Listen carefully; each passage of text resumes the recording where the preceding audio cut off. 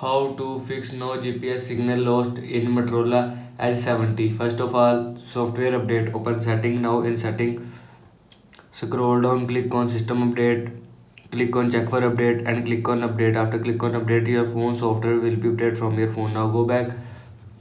After that, disable battery optimization. Open setting, scroll down, click on battery, click on optimize charging and turn off this button. After turning off this button, disable battery optimization from your phone. Now go back.